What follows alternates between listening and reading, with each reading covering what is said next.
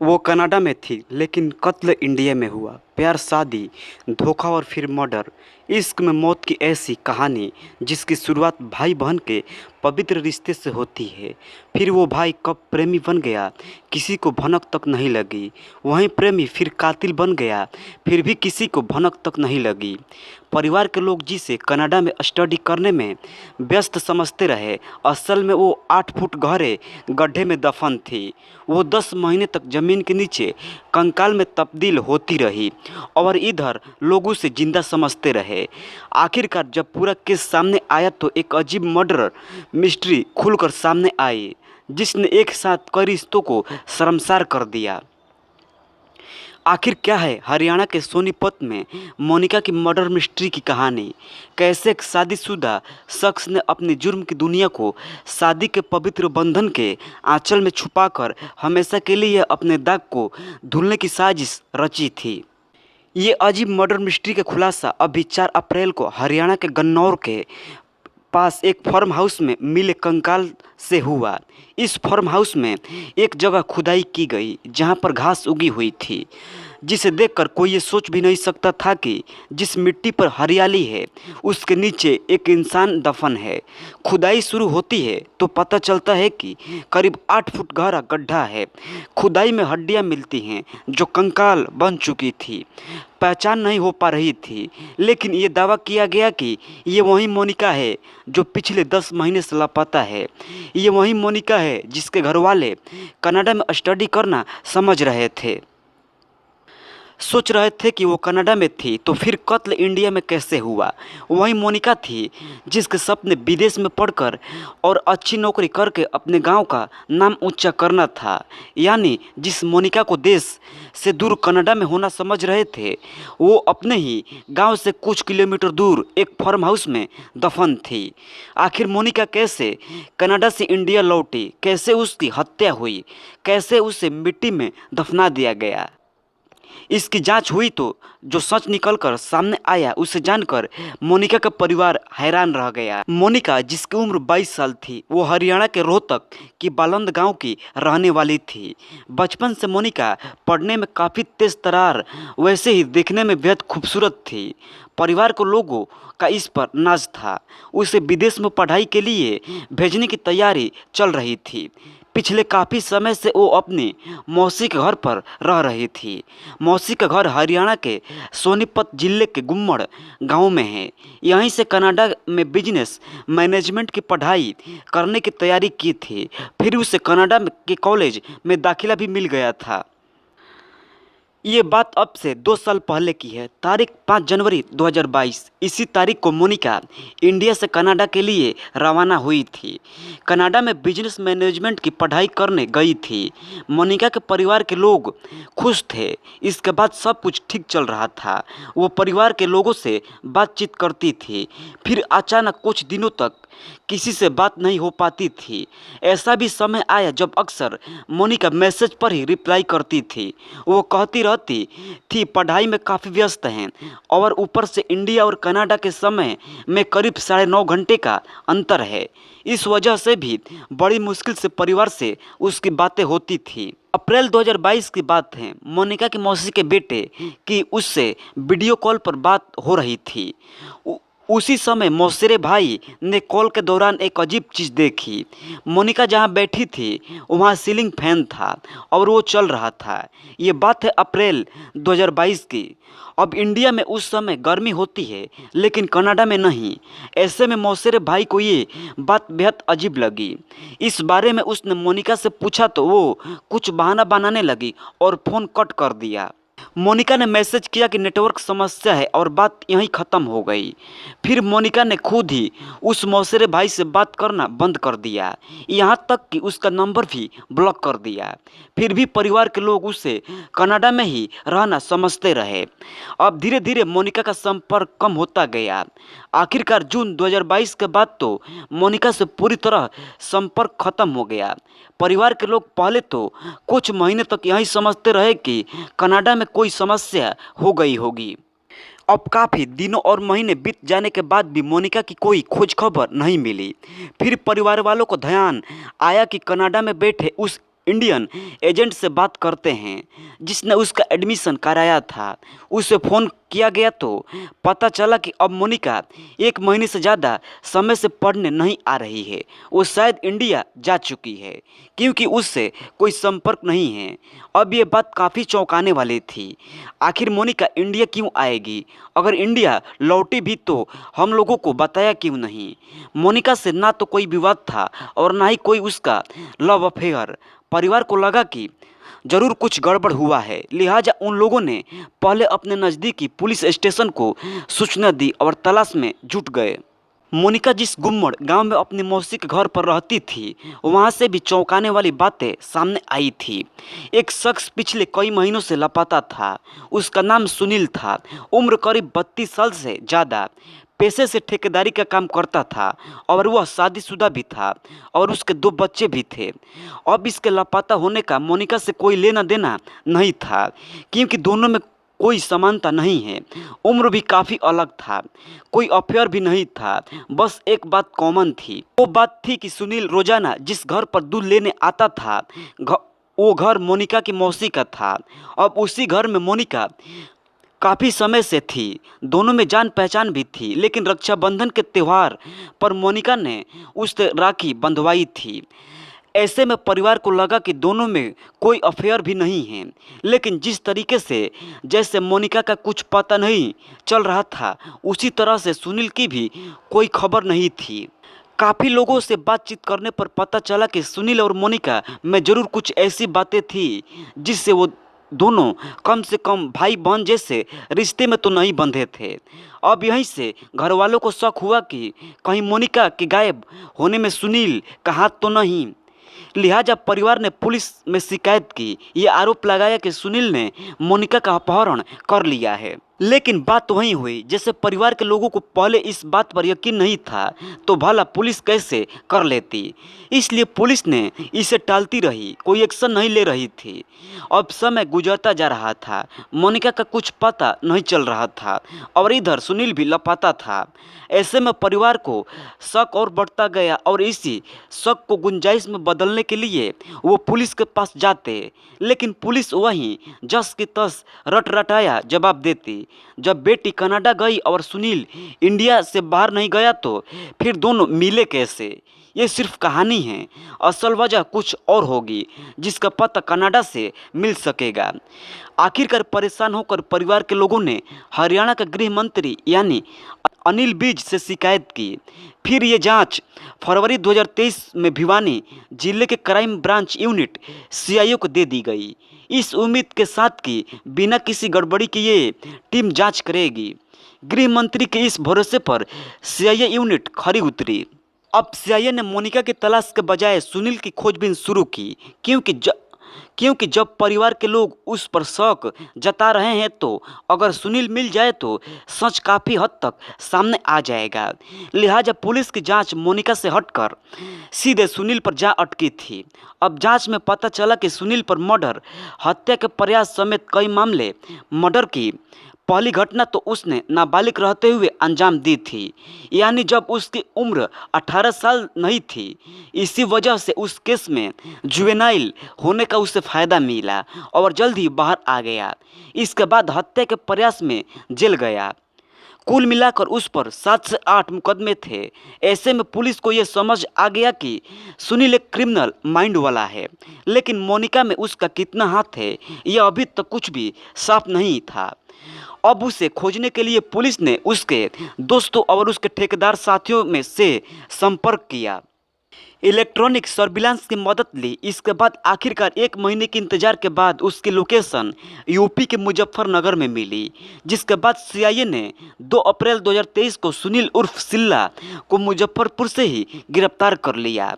उससे कड़ी पूछताछ की गई तो उसने मोनिका की हत्या की बात स्वीकार कर ली, यानी जिस मोनिका की तलाश कनाडा में हो रही थी उसकी हत्या इंडिया में हुई थी। लेकिन उसकी हत्या क्यों और कैसे हुई, उसकी लाश कहाँ है और कब उसकी हत्या हुई, इन तमाम सवालों के जवाब बाकी थे। लिहाजा सीआईए ने उससे गिरफ्तार कर पूछताछ शुरू की। उसे 10 दिन की रिमांड पर लिया। इस दौरान पूछताछ के दौरान 4 अप्रैल को वहीं सुनील पुलिस टीम को लाश बरामद कराने के लिए एक फार्म हाउस में ले आया। वहाँ खुदाई हुई तो बस कंकाल मिला।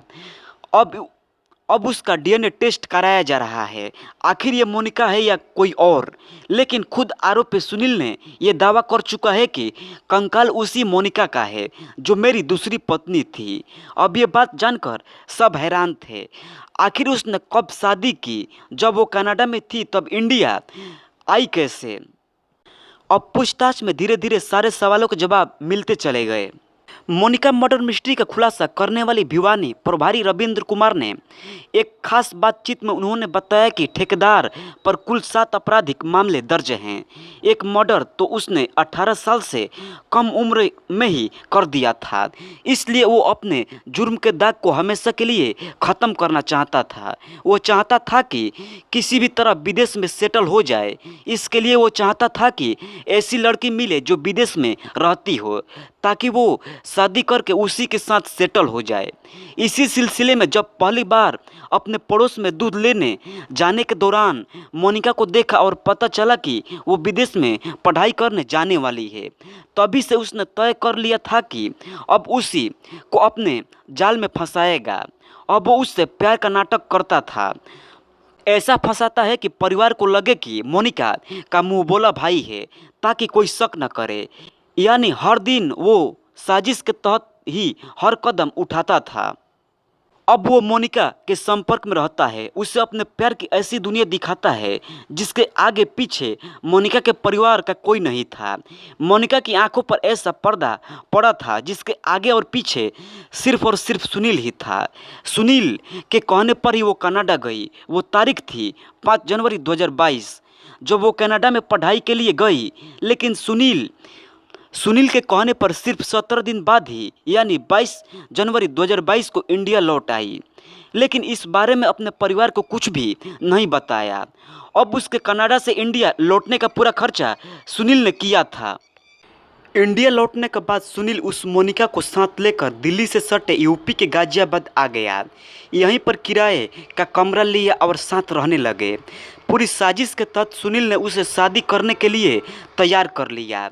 एक हफ्ते बाद यानी 29 जनवरी 2022 को गाजियाबाद के आर्य समाज मंदिर में मोनिका और सुनील की शादी हो गई। वैसे सुनील की ये तो दूसरी शादी थी, लेकिन मोनिका इस दूसरी शादी से बेखबर थी। अब मोनिका ने शादी तो कर ली, लेकिन अपने घर वालों के संपर्क में नहीं थी। ऐसे में उसे लगा कि घर वालों को कहीं शक न हो जाए, इसलिए सुनील के कहने पर ही शादी के अगले दिन यानी 30 जनवरी 2022 को मोनिका कनाडा लौट गई। इसके बाद 2 से 3 बार कनाडा से इंडिया आई। आखिरी बार में मई 2022 में मोनिका फाइनल तरीके से कनाडा से इंडिया लौट आई। अब मोनिका और सुनील दोनों नए नवेले शादीशुदा जोड़े की तरह रहने लगे थे। इतने महीनों की मेहनत के बाद सुनील को अब विदेश में सेटल होने का सपना साकार हो रहा था। वो शादी कर चुका था। मोनिका भी कनाडा में नौकरी लेकर सेट हो जाना चाहती थी। अब तक सब कुछ ठीक चल रहा था, लेकिन कनाडा से लौटी और घर वालों से लगातार झूठ पर झूठ बोलकर मोनिका थक चुकी थी। उसने शादी की बात भी घर वालों को नहीं बताई थी। शादी तो दूर की बात थी, सुनील से किसी भी तरह के रिश्तों की भनक तक नहीं लगने दी थी। इसलिए उसने ठान लिया कि अब उसने शादी तो कर ली है, वो इंडिया में ही रहेगी। अब वो दोबारा कभी कनाडा नहीं जाएगी। अब ये बात सुनते ही सुनील हैरान और परेशान हो गया, क्योंकि उसने प्यार का नाटक से लेकर शादी तक सिर्फ इसलिए की थी ताकि वो कनाडा में सेटल हो सकेगा। लेकिन अब उसकी आंखों के सामने ही उसके सपनों की हत्या हो रही थी। उसने काफ़ी समझाया, फिर भी मोनिका नहीं मानी। अब मोनिका को सुनील के बारे में ये बात पता चल गया था कि उस पर क्रिमिनल केस है, इसलिए कनाडा भागना चाहता है। वो पहले से शादीशुदा है, ऐसी तमाम बातें थी। इसलिए अब वो इंडिया में ही रहने की जिद पर थी। वो अपने गांव में जाकर अपनी शादी का भी खुलासा करना चाहती थी, इसलिए जिद कर कार से हरियाणा की तरफ जाने लगी थी। अब अपनी आंखों के सामने इतने सालों की साजिश को दम तोड़ते हुए देखकर सुनील ने मोनिका का ही दम घोटने का प्लान बना लिया। हरियाणा के गन्नौर के गढ़ी झांझरा के एक फार्म हाउस के पास पहुंचते ही उसने गुस्से में मोनिका को गोली मार दी थी। मोनिका की हत्या करने की तारीख 29 जून 2022 थी। इसके बाद उसकी लाश को पूरी रात कार में ही प्लास्टिक के बैग में पैक करके रखा। फार्म हाउस में ही कार को पूरी तरीके से ढक दिया। अब मोनिका की लाश को हमेशा के लिए दफनाना था, उसे हमेशा के लिए राज बनाना था, ऐसा राज जो कभी मिट्टी की गहराई से बाहर न आ सके। इसलिए उसी फार्म हाउस के सेफ्टी टैंक बनाने के नाम पर सुनील उर्फ सिल्ला ने खुदाई कराई। कई मजदूर बुलाए, उसने 8 फुट गहरी खुदाई करवाई। इसके बाद उन्हें लौटा दिया। मजदूरों के जाने के बाद अगले दिन यानी 30 जून की रात को पॉलिथीन बैग में लिपटी मोनिका की लाश को उसी गड्ढे में दफना दिया और करीब मिट्टी भर दी। इसके बाद अगले दिन मजदूरों को फिर से बुलाकर बताया कि सेफ्टी टैंक का काम हो चुका है, उस पर मिट्टी डालकर पूरी तरीके से बंद कर दो। फिर उसी पर घास और पौधे लगा दिए। हरियाणा पुलिस ने सुनील की बताई जगह पर खुदाई कराई तो कंकाल मिले।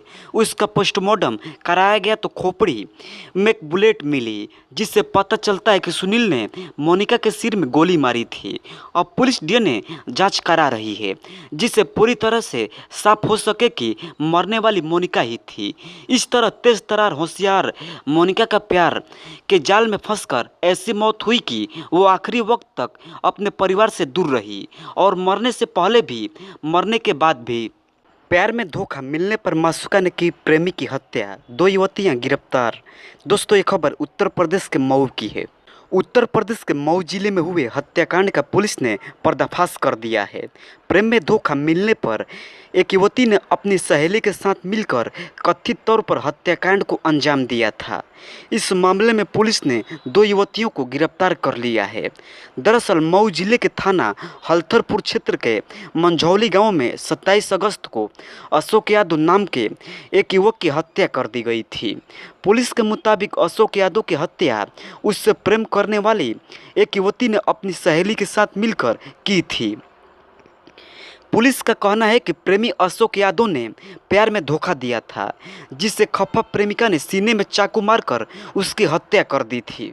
अशोक यादव के परिजनों ने 2 अज्ञात युवतियों के खिलाफ हत्या का मुकदमा दर्ज करवाया था। उन्होंने अपनी शिकायत में कहा था कि 2 नकाबपोश युवतियों ने अशोक यादव की उसके गांव के समीप चाकू मारकर हत्या कर दी। अब पुलिस ने इस हत्याकांड का खुलासा करते हुए आरोपी दोनों युवतियों को गिरफ्तार कर लिया है। इस मामले में अशोक यादव के परिजनों की शिकायत के बाद से पुलिस टीमें इस हत्याकांड के खुलासे में जुटी थी। पुलिस ने बताया कि गिरफ्तार दोनों युवतियों में से एक युवती का अशोक यादव के साथ प्रेम संबंध था, जबकि उसकी दोस्त वारदात के समय उसके साथ मौजूद थी। आरोपी युवती को यह लगने लगा कि अब अशोक उससे दूर जा रहा है। जब आरोपी युवती को यह यकीन हो गया कि अशोक यादव उसका नहीं होगा, तो उसने ठान लिया कि जब वह मेरा नहीं होगा तो उसको किसी और का नहीं होने दूंगी। इसके बाद आरोपी युवती ने अपनी दोस्त को साथ लेकर अशोक यादव से मिलने उसके घर पहुंची, लेकिन वह घर पर नहीं मिला। इसके बाद रास्ते में नहर पर इन दोनों युवतियों की मुलाकात अशोक यादव से हो गई। वहां पहले तीनों की काफ़ी देर तक बातचीत हुई, लेकिन जब आरोपी युवती को लगा कि अब अशोक उससे दूर जाने का मन बना चुका है, तो उसने चाकू को अपने प्रेमी के सीने में घोंप दिया। इसमें अशोक यादव की मौके पर ही मौत हो गई। वहीं वारदात को अंजाम देने के बाद दोनों युवतियां घटनास्थल से फरार हो गईं। पुलिस इस हत्याकांड का खुलासा करते हुए दोनों आरोपी युवतियों को गिरफ्तार कर लिया है और जेल भेज दिया है। प्रेमिका से मिलने गया था लड़का, दूसरे दिन भूसे के ढेर में मिली लाश, पकड़े गए हत्यारे। उत्तर प्रदेश के इटावा में प्रेमी को अपनी प्रेमिका से मिलना महंगा पड़ गया। प्रेमिका की मां और चाचा ने लड़के की हत्या कर दी और लाश को भूसे के ढेर में छिपा दिया था। बीते दिनों ही लाश मिली थी। इसके बाद से लड़के के हत्यारों की तलाश थी। पुलिस ने प्रेमिका की मां और उसके चाचा को गिरफ्तार करते हुए असलहा हथियार भी बरामद कर लिया है। दरअसल इटावा जिले के थाना बकेवर क्षेत्र के अंतर्गत ग्राम नंगला पर्स में 2 दिन पूर्व गांव की ही अलग भूसा भरने वाले कमरे में मृतक अभिषेक की लाश मिलने की सूचना पर हड़कंप मच गया था। गांव वालों ने पुलिस को सूचना दी। पुलिस ने शव का पोस्टमार्टम कराकर हत्या का खुलासा कर दिया। एसएसपी संजय कुमार ने बताया कि मृतक अभिषेक के पिता राजमिस्त्री का कार्य करते हैं। इनका बेटा अपने पड़ोस की लड़की से मिलने के लिए गया था तो वहीं लड़की की मां और उसके चाचा ने मिलकर हत्या कर दी और शव को भूसे के ढेर में छिपा दिया था। हत्या रस्सी और दुपट्टे से गला घोंटकर की गई थी। रस्सी और दुपट्टे को वहीं पास के पेड़ के नीचे छिपा दिया गया था। पुलिस को पोस्टमार्टम रिपोर्ट से हत्या होने की वजह को जानने के लिए इलेक्ट्रॉनिक साक्ष्यों के आधार पर पूछताछ की गई तो पता चला कि मृतक अभिषेक की प्रेमिका ने लड़के को घर बुलाया था, जहां पर उसकी मां और चाचा ने देख लिया। इससे आक्रोशित होकर सिर में डंडा मारकर घायल कर दिया और दुपट्टे रस्सी से गला घोंटकर हत्या कर दी। पकड़े गए हत्यारोपी से पूछताछ में पुलिस को बताया कि मृतक अभिषेक दोहरे बालिका को परेशान करता था। इसी बात का सबक सिखाने के लिए हम लोगों ने बालिका के माध्यम से अभिषेक को बुलवाकर गांव के ही भूसे वाले घर में रस्सियां दुपट्टा से गला घोंट दिया और उसके बाद पास में ही बने नीम के पेड़ के नीचे रस्सी और दुपट्टा छिपा दिया था। छत्तीसगढ़ में शव के टुकड़े टुकड़े कर पत्नी को मारकर पानी की टंकी में डाला, ऐसे खुला खौफनाक राज। छत्तीसगढ़ के बिलासपुर में एक दिल दहला देने वाला मामला सामने आया है, जहां एक युवक ने अपनी पत्नी की बेरहमी से हत्या कर डाली, फिर शव के कई टुकड़े किए और उन्हें पानी की टंकी में डाल दिया। जानकारी के मुताबिक आरोपी ने पानी की टंकी में शव को करीब 2 महीने तक छिपा कर रखा। मामला बिलासपुर के उल्सापुर थाने का है। दरअसल पति को शक था कि उसकी पत्नी के किसी के साथ अवैध संबंध है, जिस कारण उसने अपनी पत्नी की हत्या कर डाली। हत्या करने के बाद आरोपी पति ने खुद को बचाने के लिए शव के टुकड़े टुकड़े कर उन्हें पानी की टंकी में डाल दिया। पुलिस ने मौके पर पहुंचकर तलाशी ली तो हैरान रह गई। उसे पानी की टंकी में एक बैग मिला जिसमें शव के टुकड़े थे।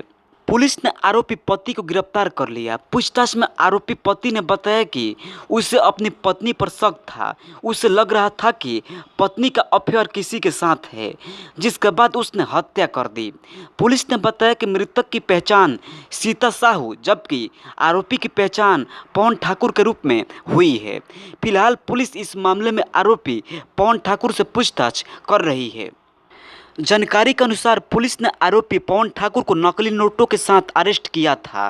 इसी मामले में पुलिस आरोपी के घर में तलाशी लेने पहुंची थी, जिसके बाद पुलिस यहां नज़ारा देखकर हैरान रह गई। पुलिस को आरोपी के घर से एक अजीब बदबू आ रही थी। काफ़ी खोजबीन करते हुए पुलिसकर्मियों ने जब पानी की टंकी खोली तो वह हैरान रह गए। पानी की टंकी में उसी लाश के छोटे छोटे टुकड़े मिले।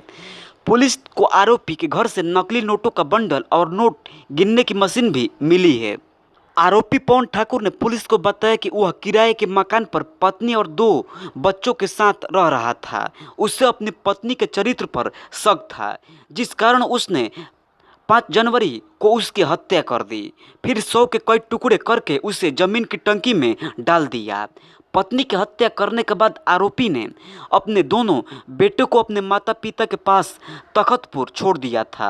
बताया जा रहा है कि दोनों की 10 साल पहले शादी हुई थी।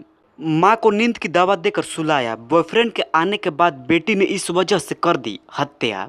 गुजरात के जूनागढ़ से एक महिला की हत्या का हैरान कर देने वाला मामला सामने आया है। यहाँ एक बेटी ने अपनी मां को ही मौत के घाट उतार दिया है।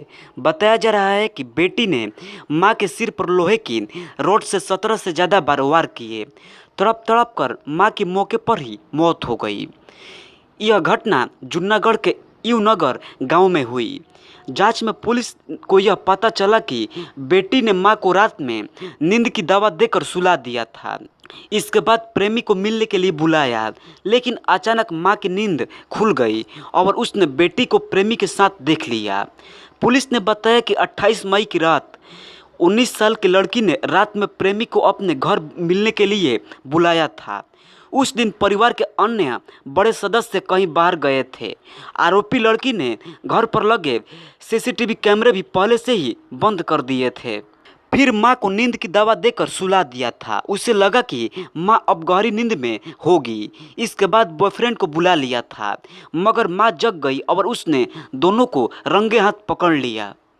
आरोपी लड़की ने पुलिस को बताया कि उसने मां की इसलिए हत्या की क्योंकि उसे डर था कि सुबह मां हर किसी को यह बात बता देगी। इससे उसे घर में बहुत डांट पड़ेगी। इसलिए उसने मां की रॉड से मारकर हत्या कर दी। पुलिस ने मामले की जांच की तो पता चला कि बेटी ने अपनी मां पर 17 बार लोहे की रॉड से हमला किया था। अगले दिन महिला की मौत की खबर मिली तो पुलिस ने जांच की। जांच में पता चला कि घर में महिला के अलावा सिर्फ बच्चे ही थे। इसके अलावा कुछ देर के लिए रात में सीसीटीवी कैमरे भी बंद थे। किसी के जबरन घर में आने और महिला की हत्या करने की कोई वजह भी नहीं मिली। ऐसे में घर में बड़ी बेटी मीनाक्षी से जब कई तरह के सवाल किए गए तो उसने खुद ही हत्या की बात कबूल कर ली। मीनाक्षी ने कहा कि मैंने ही अपनी मां की हत्या कर दी है। जमीन बेचकर पत्नी को कराया जेएनएम कोर्स, स्टडी पूरा होते ही छोड़ गई। पंचायत में भी नहीं निकला हल।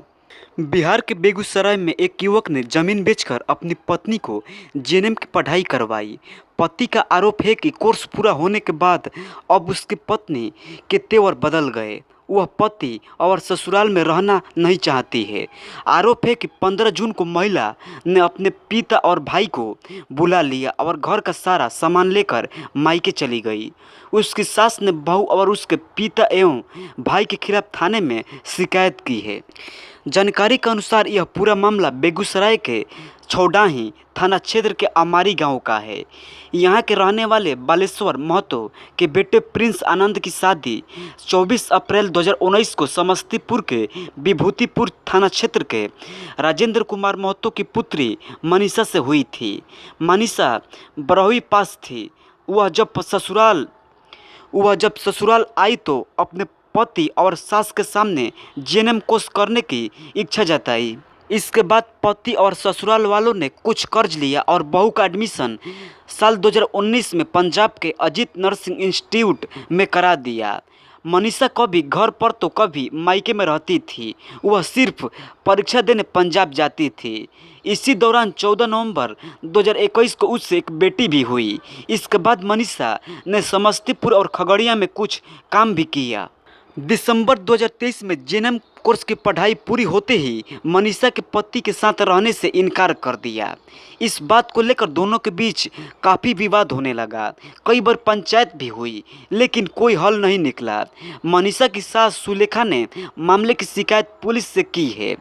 इसमें सुलेखा ने आरोप लगाते हुए कहा कि बीते 15 जून को मनीषा अपने पिता राजेंद्र महतो और भाई रोशन सहित 5 से 7 हथियारबंद लोगों के साथ आई थी। वह अपना सामान लेने के साथ ही मेरे करीब 2,25,000 रुपये का जेवर और 50,000 रुपये लेकर चली गई।